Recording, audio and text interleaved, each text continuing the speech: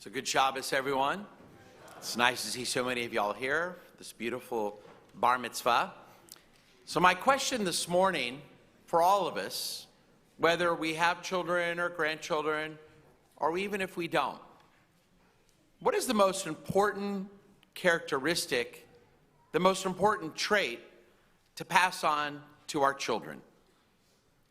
Now, if you look online at surveys, most parents will say it's kindness or love of family, intelligence or respect.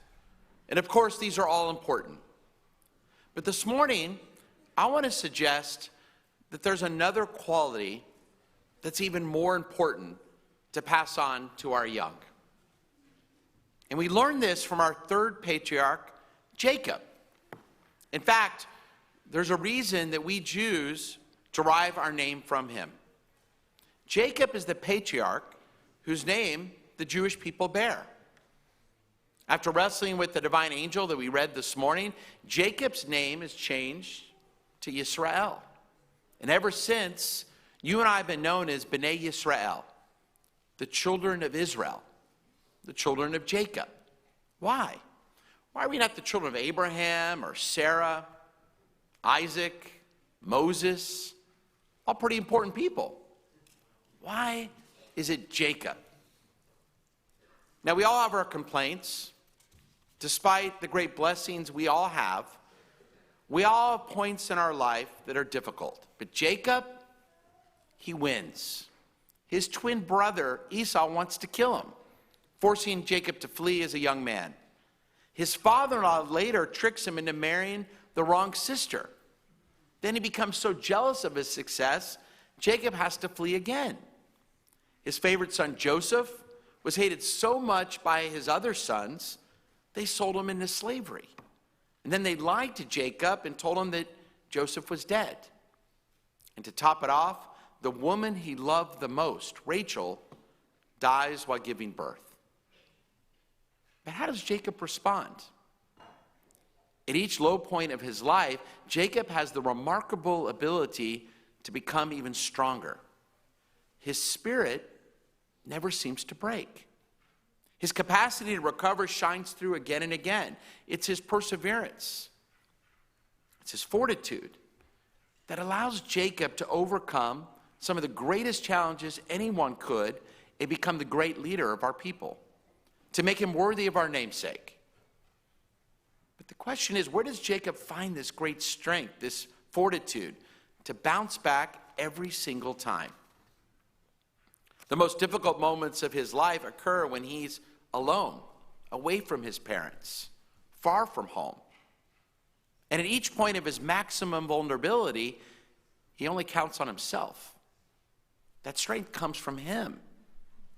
For example, when Jacob had to flee his home as a young man because his brother Esau vows to kill him, he finds himself all alone. He even uses a stone as a pillow, and he encounters God for the first time. We read about it last week, the famous Jacob's ladder.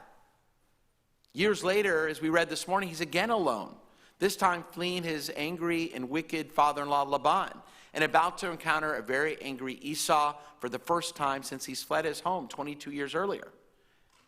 And as he prepares for this encounter all alone on the other side of the river, away from everyone he loves, by himself, he wrestles a mysterious divine being and eventually subdues whoever that divine being was. He struggles all night. He struggled his whole life. And as the Torah tells us, he's striven with God, he's struggled with man, and he's overcome, earning the name Yisrael. That's what the name Israel means, to struggle with God, to struggle with life, but yet overcome. And again, Jacob does it alone and far away from home. For Jacob, he always seems to find the courage within himself to overcome any challenge. And of all the figures of the Torah, it's Jacob who's the great survivor. It's his resolve and his fortitude or would make him the ultimate leader of our people. He's the perfect person. We are B'nai Yisrael. There's a reason we are his children, the children of Israel. Now, next week, I'm scheduled to have my annual exam with my cardiologist. and the doctor will put me on the treadmill. And what's the doctor testing? Not how fast I can go, thank God, nor how long I can go. He'll be testing how long it takes me when I come off the treadmill for my pulse to return to normal. Because health is measured by the power of recovery. Now, each of us go through hardships in life, unfortunately. We all face our difficult moments. But our lives are measured by how we recover. Do we give up? Fall into permanent despair? Or do we have the tenacity to bounce back? Now, I'm blessed to have 3 young adult children. And I will tell you, as a parent, my biggest fear is that my own children won't have the inner strength to recover when and if life hits them hard. And if they don't, it's probably my fault. I may have been too much of what's called a snowplow parent. Have you heard that term before, a snowplow parent? A snowplow parent is the kind of parent who goes out ahead of their child and clears every obstacle out of the way. Every bump, every challenge, every inconvenience. Now, a snowplow parent loves their kids, but it's afraid that their child may have to struggle, may fail, may face any discomfort. When a teacher gives their child a C, instead of pushing their kids to work harder, they call the teacher to complain. When their child doesn't get a lot of playtime, instead of pushing their child to practice harder, they're the ones who yell at the coach, the most annoying kind of parent of all. Instead of letting the kids struggle a little, experience failure, snowplow parents sweep in to clear and prevent any setback in the way, never allowing their children to learn how to deal with life's challenges on their own. They do so out of love, but they're really doing their children a great disservice. Because as adults, we know that the road of life is long.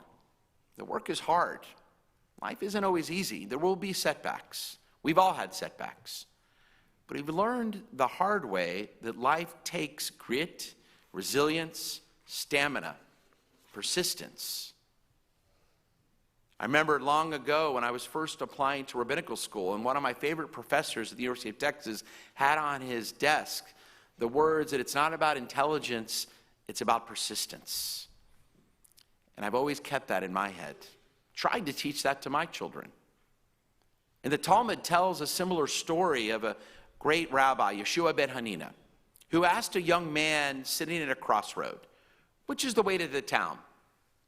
And the young man pointed to the one of the paths and said, this way is short but long, the other way is long but short. So the rabbi set out on the first path, quickly arrived at the town, but found his way blocked by gardens and orchards. So then he returned to the young man and said, didn't you tell me that this path was short? I did, said the young man, but I also warned you that it was long. Better to take the long road that eventually gets you to your destination than the short one that doesn't, even though it looks as if it does. The short way is long, the long way is short. Can we as adults make sure that our young actually take the long road?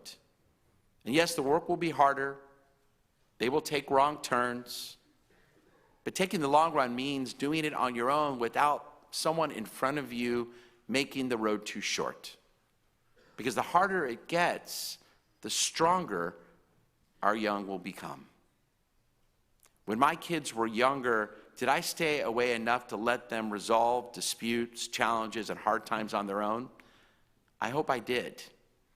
I hope in some ways they learned to struggle and overcome like our great forefather Jacob. And yes, of course, no matter their age, my wife Lisa and I will always be there for our children.